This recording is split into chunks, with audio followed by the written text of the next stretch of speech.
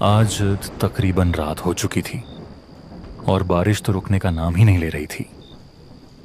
आज अपना काम खत्म करके मैं ऑफिस से निकला ही था कि तभी आधे रास्ते में मेरे जानने वाले निथन अंकल ने मुझे रोक लिया। अरे दीपक जी, इतने रात को आप यहाँ क्या कर रहे हैं? घर नहीं गए अभी तक? हाँ, वो मुझे आज कुछ ज़रूरी काम था ऑफिस में, लेकिन बस अभी घर ही जा रहा हूँ। दीपक जी, आपको शायद पता नहीं है, लेकिन आज अंधेरी काली रात है और आज रात अकेले बाहर नहीं जाएं तो ही फायदे में रहेंगे। क्या बात कर रहे हो निथन भाई? कल मुझे ऑफिस भी जाना है, इसलिए अभी जाना ही होगा ज़रूर। देखो दीपक जी, मेरी बात मानो, अकेले मत जाओ अभी। आज घर पर भी कोई काम है तो इसलिए जाना तो पड़ेगा। अच्छा तो एक काम करो, थोड़ी देर रुक जाओ, मेरी यहाँ ड्यूटी खत्म हो जाए, फिर हम दोनों साथ चले जाते हैं। अरे भाई, काफ़ी लेट हो जाएगा फिर मुझे, और कल काम पर भी जाना है, इसलिए मैं निकलता हूँ। आखिरी बस आती ही होगी, अगर वो छूट गई तो मुश्किल हो जाएगी। अच्छा चलो, गुड नाइट भाई। अच्छा रुको दीपक जी, मैं जानता हूं कि तुम मुझसे पढ़े लिखे हो और तुम्हें ये काली रात और चलावे पर ज्यादा भरोसा भी नहीं है। ये पोटली अपने साथ रख लो, ये मुझे मेरी माँ ने दिया था, लेकिन अब तुम रख लो और अपना ख्याल रखना। ठीक है भाई, अब मैं जाता हूँ। मैंने वो पोटली अपने साथ रख ली और वहां से निकल गया। रात बहुत थी, बारिश भी थी, लेकिन मैं क्या करता? मेरी नौकरी का सवाल था। रात काली होती जा रही थी, बस वाला जगह दूर था, जाते जाते अच्छा खासा वक्त लग रहा था। आसमान में तेज बिजली कड़क रही थी और बिजली के साथ बारिश की बूंदें चाकू की तरह पूरे जिस्म पर लग रही थी।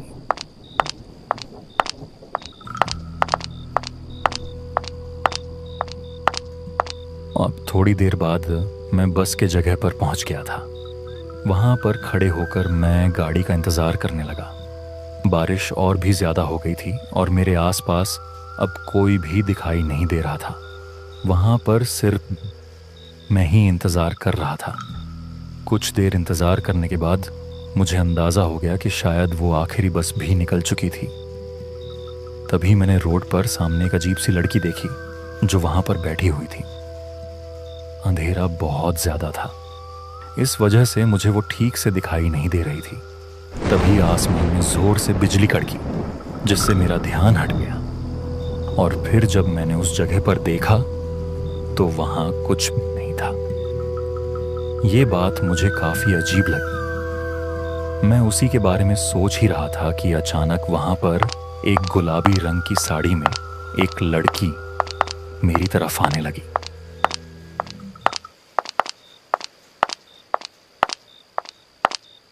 वो वहां पर आकर मेरे साथ ही रुक गई और ऐसा लग रहा था जैसे वो भी बस का इंतजार कर रही हो। क्या हुआ जी? आप इतने डरे हुए क्यों हैं? और इतनी रात को यहाँ क्या कर रहे हो, वो भी अकेले? मुझे डर लग रहा है। डर? किस चीज का डर? मुझे इस रास्ते से और अंधेरी रात से डर लग रहा है। क्या आपको डर नहीं लग रहा? नहीं, मुझे डर क्यों लगेगा? इसमें डरने की क्या बात है? बस रात ही तो है और बारिश है, बस। आप बताइए, आप इतने रात को यहाँ क्या कर रहे हैं और आप कहाँ जा रहे थे? मैं घर जा रही थी, बस के लिए यहाँ इंतजार करने। जब आ रही थी तभी मैंने रोड के उस पार देखा कि कोई अजीब सी लड़की वहां बैठी हुई थी। इसी वजह से मुझे अब डर लग रहा है। उसकी ये बात सुनकर मैं सहम सा गया, क्योंकि अभी थोड़ी देर पहले मेरे साथ भी ऐसा ही हो चुका था।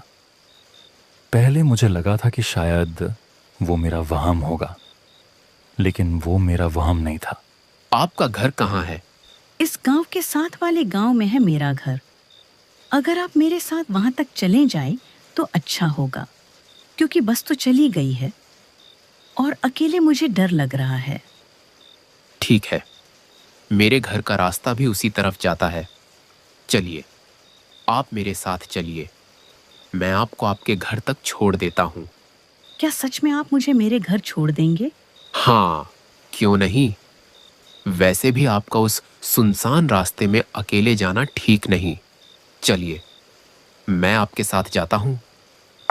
वो लड़की मेरे साथ जाने के लिए तैयार बैठी थी और अब उस सफ़र पर हम दोनों साथ में निकल पड़े।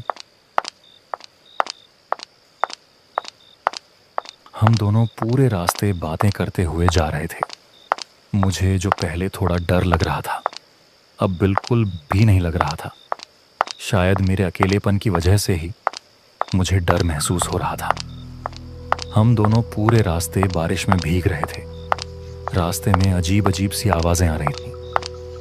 एक जगह तो हमें ऐसी आवाज़ें सुनाई देने लगीं जैसे कोई पुरानी कविता गा रहा हो। हम रास्ते पर चलते गए, लेकिन वो आवाज़ें भी उतनी ही आती रहीं। फिर हम दोनों एक जगह पर रुक गए। आपने कोई आवाज सुनी? आवाज? कैसी आवाज? अरे, इतने अजीब से आवाज जैसे इस सुनसान जगह में कोई दूर बैठा हुआ पुरानी कविता गा रहा हो। हाँ, तो क्या तुम्हें भी ये आवाजें सुनाई दे रही हैं? मैं तो समझा कि शायद सिर्फ मुझे ही ये आवाजें आ रही हैं। लेकिन छोड़ो, मुझे लगता है कि कोई दूर से ऐसे ही आवाजें होंगी, या शायद बारिश की आवाज होगी। आप डरे मत, कुछ नहीं है। नहीं जी, ये कोई बारिश की आवाज नहीं है। ये तो ऐसी आवाज है जैसे कोई कुछ गा रहा हो या कोई रो रहा हो। मुझे तो डर लग रहा है। अरे, डरने की कोई बात ही नहीं। आप बस मेरे साथ चलें, कुछ नहीं है। आपको शायद पता नहीं है ना, इसलिए आप ऐसा कह रहे हैं। आज काली रात है और सुना है इस काली रात में इस तरह के सुनसान जगहों में चिलावा निकलता है। अरे, चिलावा वीलावा कुछ नहीं होता। आप भी इस तरह की फिजुल बातों पर यकीन करते हैं। अब छोड़ें ये सब और आप मेरे साथ चलें। मैं आपको घर तक पहुंचा दूंगा और कोई चिलावा नहीं है। वो खौफनाक आवाज़ें तो मुझे भी आ रही थीं, लेकिन मैंने उस पर ज़्यादा ध्यान नहीं दिया। सच बताऊं तो डर मुझे भी लगने लगा था, लेकिन मैं उस लड़की के सामने उसे और नहीं डराना चाहता था, इसलिए मैं उसे दिलासा दे रहा था। हम दोनों फिर से चलने लगे।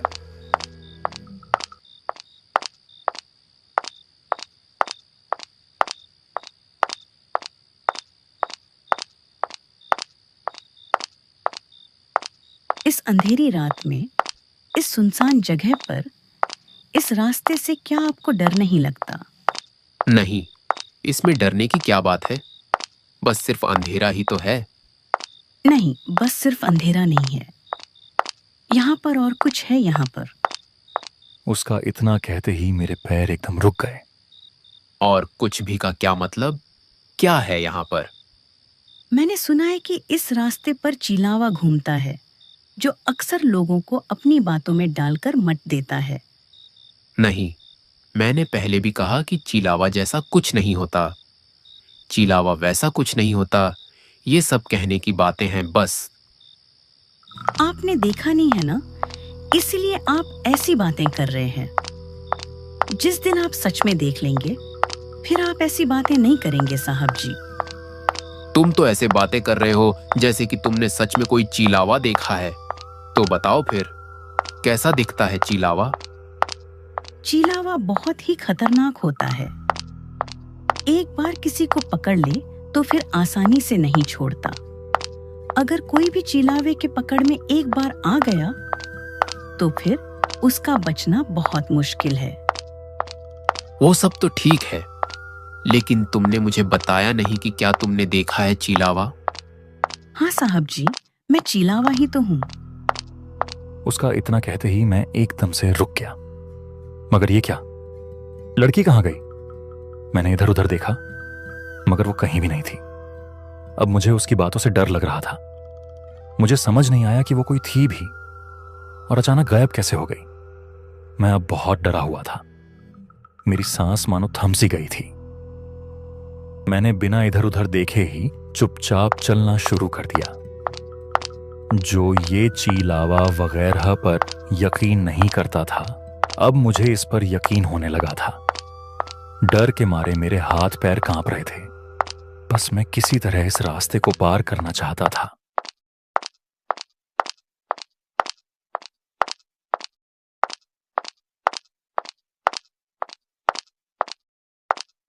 साहब जी, क्या हुआ? डर गए आप? ये आवाज सुनकर मेरे होश उड़ गए। मैंने पीछे मुड़कर देखा तो वो लड़की फिर से वहीं पर खड़ी थी। अब मुझे उस लड़की से बहुत डर लग रहा था। तुम कहाँ चले गए थे? अरे साहब जी, आप तो डर ही गए। मैं तो बस आपसे मजाक कर रही थी। उसका इतना कहते ही मेरी जान में जान आई।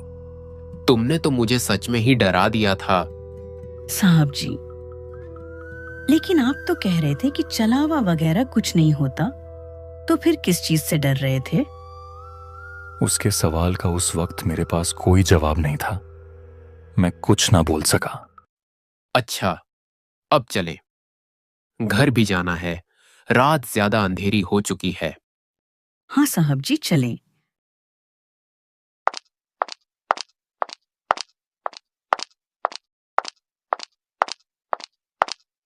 देखो, रात के समय इस तरह के मजाक करना ठीक नहीं है। क्यों साहब, आप मेरे मजाक से डर गए थे ना? नहीं, मैं डरा नहीं था, बस थोड़ा सा ही परेशान हो गया था कि तुम कहाँ चले गए थे। अच्छा, क्या अभी भी आपको यही लगता है कि चलावा नहीं होता? अरे छोड़ो ना ये चलावा की बातें, कोई और बात करते हैं। देखो, हम शायद बस घर पहुंचने ही वाले हैं। नहीं साहब जी, घर तो अभी बहुत दूर है। लगता है तुम्हारा इस रास्ते से रोज का आना जाना है, इसलिए तुम्हें रास्ते की ज्यादा जानकारी है। हाँ साहब जी, इस रास्ते से तो मेरा रोज का आना जाना लगा रहता है। तो क्या तुम्हें इस रास्ते में हर रोज अकेले जाने से डर नहीं लगता? क्योंकि यहाँ पर तो रात के वक्त कोई भी नहीं होता। नहीं साहब जी, मुझे डर क्यों लगेगा? मुझे डर नहीं लगता क्योंकि मैं खुद एक चलावा हूँ। अच्छा, मजाक कर लेते हो तुम भी। लेकिन इस बार ये मजाक नहीं है। उसका इतना कहते ही मैं फिर से रुक गया। देखो, मेरे साथ इस तरह का मजाक मत किया करो। मुझे इस तरह का मजाक बिल्कुल भी पसंद नहीं है, और अगर तुम ऐसे ही करोगे तो मैं तुम्हें यहां ही छोड़ दूंगा। बस अब चुपचाप मेरे साथ चलो। इतना कहकर मैंने उसकी तरफ देखा, लेकिन वह फिर से गायब हो चुकी थी। देखो, रात बहुत हो चुकी है, मेरे साथ इस तरह का मजाक मत करो। चलो, जल्दी से निकलो, रात हो गई है। तुम्हें घर नहीं जाना? मैंने उसे बहुत बार आवाज लगाई, लेकिन वह कहीं पर नहीं थी।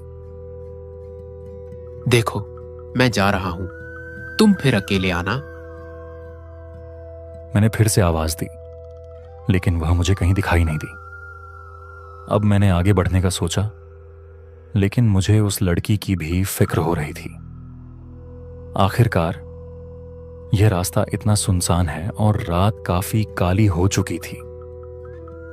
अजीब अजीब सी आवाजें आ रही थी, लेकिन अब मुझे आगे बढ़ना ही सही लगा।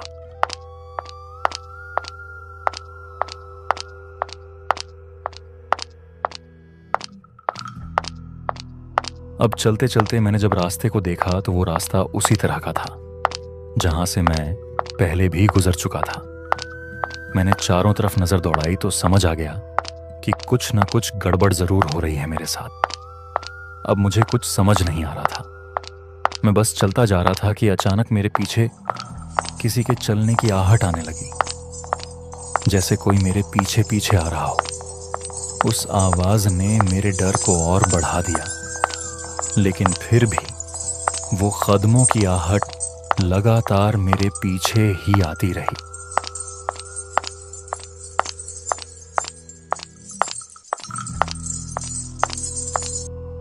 साहब जी, आप इस चलावे से निकल नहीं पाओगे। ये आवाज कुछ जानी पहचानी थी, क्योंकि ये उसी लड़की की आवाज थी। मैंने पीछे मुड़कर देखा और जो मैंने देखा वो सच में बहुत भयानक था। वो लड़की पूरी तरह बदल चुकी थी। उसकी आंखें लाल थीं और उसके हाथ पांव और जिस्म ऐसे थे जैसे कोई खूंखार जानवर हो।